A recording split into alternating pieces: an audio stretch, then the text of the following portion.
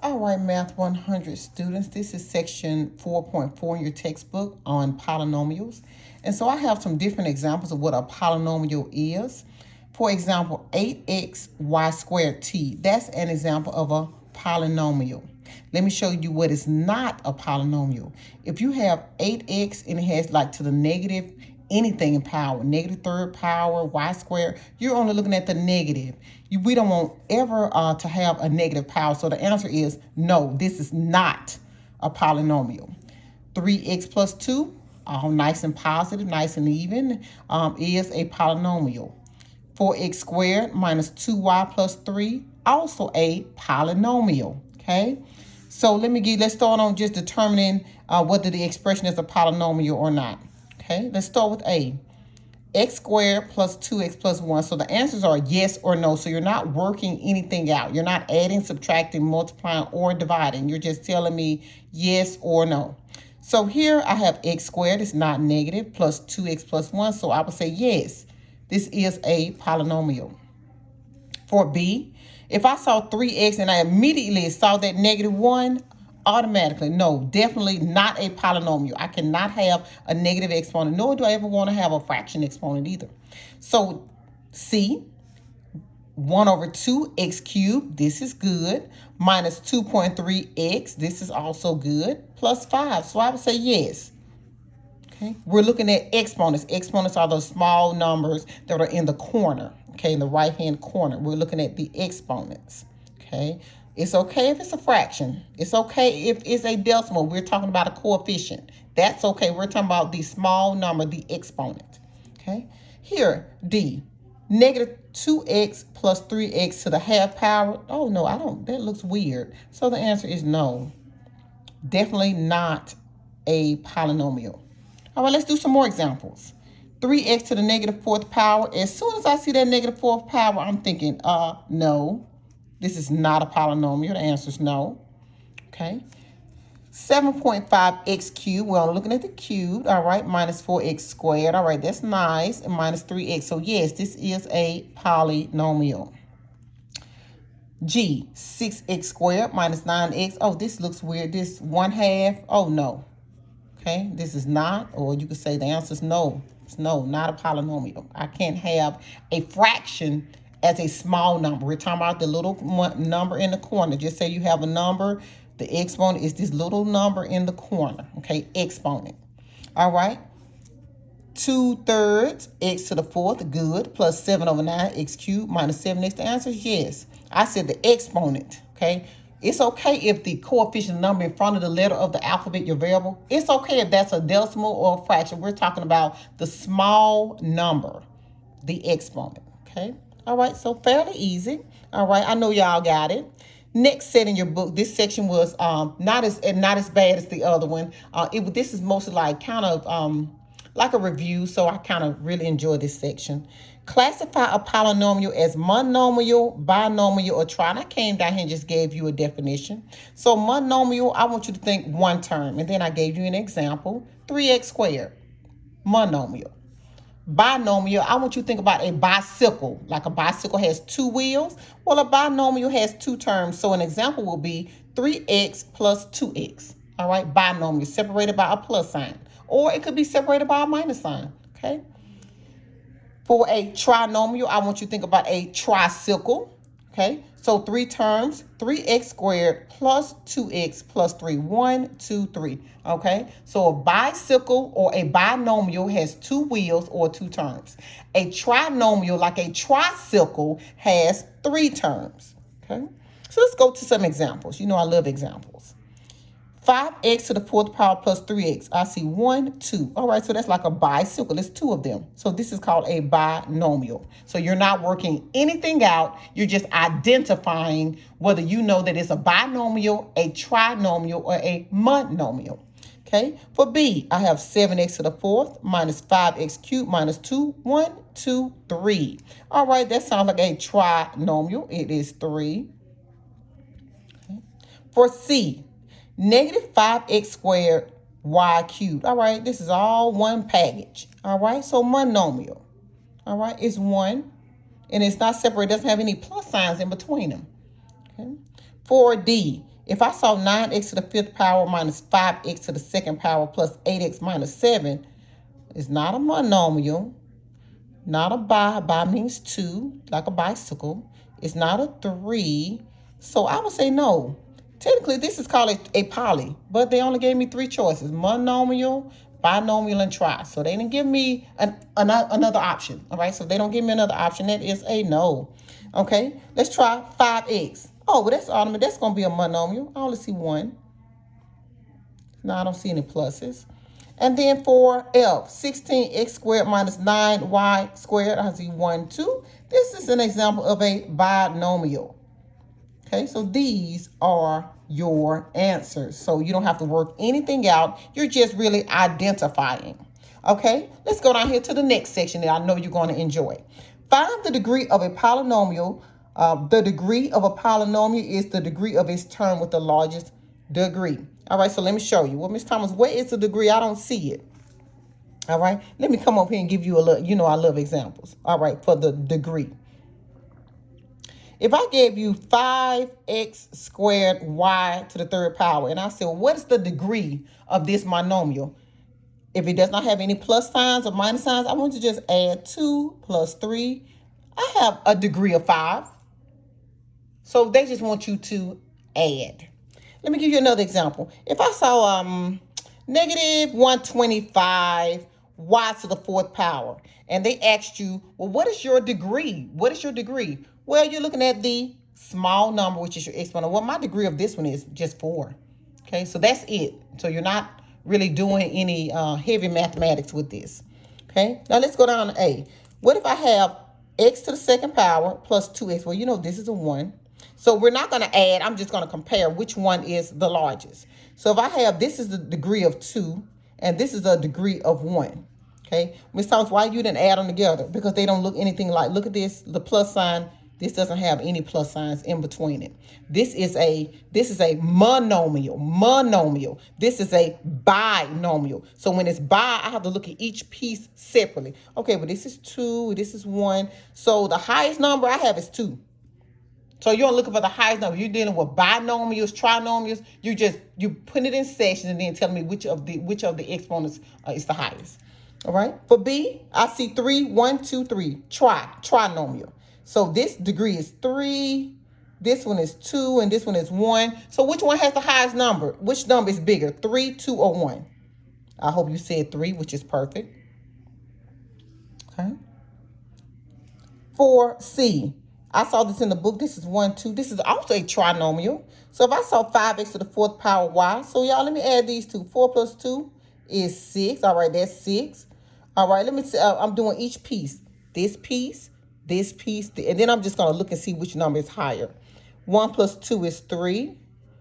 3 plus 5 is 8. So if I'm looking at numbers, which is higher, $2, $3, or $8? All right, so the answer is the highest degree is 8. So the only thing you're doing is adding each piece, like I'm doing section by section by section. This section is 2. This section is only 3. The last section is 8. Now I'm looking at which number is bigger, okay? All right, for D, negative 17a squared b cubed c to the fourth plus 12a cubed b to the fourth. And y'all, I don't know what I was writing. I was on a roll, just plain C. So here I'm looking at, these are binomials, okay, separated by a plus sign. So it's like a tricycle. A bicycle, y'all. I'm all over the place. All right, so here let me add. So I got 2 plus 3 plus 4, y'all. What is that, 9? Okay, I got 9 when I add these 3. All right, now let me add 3 plus 4. This is a understood 1. So 3 plus 4 is 7 plus 1 is 8. So if you ask me which number is bigger, $9 or $8, I'm going to say 9. This is the degree of 9. Okay. And then the last one. So I know you're like, Miss Thomas, girl, I can't believe you taught us this. Well, I love examples. You know how I do. All right. So you look at this last one. 15p cubed q to the fourth minus 25p4 q2. So this is a binomial, like a bicycle, separated by 2. So I would say 3 plus 4, right, y'all? So let me add this up. That's 7. Put that on the side. and 4 plus 2 is 6. So you got me comparing which one is more, $7, 3 plus 4, or $6. I'm going to say 7 all day. So the degree is 7. Okay. All right, y'all, let me turn the page. Okay. Now, this last section, because the section was really, really short in the book, it says evaluate a polynomial. So I just want you to plug in, which is called substitution. So if I gave you 3x squared plus 2, and I want you to start plugging in numbers, okay? Help me by plugging in 0. When I say plug in, I mean I want you to plug in where you see x. I want you to plug in 0, and then I want you to do your timetables and add. Okay, so I plugged in. They gave me a problem, and I just plugged it in. So y'all familiar with plugging in, substituting, things like that. So 0 times 0, or 0 to the second power is 0. 0 times, because you're going to multiply anything on the outside of the 3, is 0. And 0 plus is 2 I have on the end is 2. So your answer is, when I plug in 0, Miss Thomas, I get 2.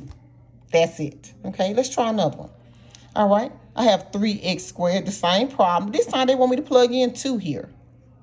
I'm plugging in the 2 where I see x, and I'm just going to do my, please excuse my dear Aunt Sally, okay?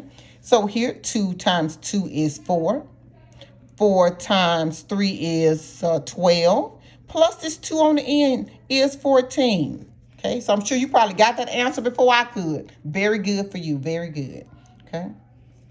The next one is -3. So I'm just breaking it down slowly like I always do. I'm just substituting in every time I see x. I'm just putting in the new number they want me to try. -3 times -3 is a positive 9 times this 3 on the outside. I'm just doing my timetables. 9 times 3 is 27. Plus this 2 on the end is 29. Okay, so I think y'all got these, all right? Y'all, the next one in the book had some type of a fraction. So no worries, you know, I always help you and break it down like I always do. I'm just plugging in. So this is my problem. I'm just plugging in 0, 2, -3, -1 for you. Just plugging in every time you see x. So here, -1/5 times -1/5. That's what I want you to put in your calculator. All right, I have 2 of these. So this is 1 times 1. Well, -1 times -1 is 1. 5 times 5 is 25. Okay. Well, Miss, what I'm going to do with this 3? I want you to multiply it on the outside. Okay. Put 3 over 1 so that it looks nice and even and balanced. So if I have 3 times 1 is 3, and 1 times 25 is 25. All right, what do I have left over? Plus 2. Okay, all right, y'all. Now we got not a dilemma, but I just need some help with my fraction. So let me move it over here. So if I have 3 over 25 and 2 over 1, I need some help with the common denominator. So I know you know fractions, but I just wanted to go over just one more time if you will allow me to. All right, 25 and 1, you need to do your 25 timetables and your 1 timetables and figure out a number that they have in common, which you will get to a 25. Next, I need you to help me fill in the blank. I was thinking about your 1 timetables. 1 times what is 25? 25. Multiply that same 25 times the numerator. 2 quarters, or 25 times 2, you know, is 50 cents.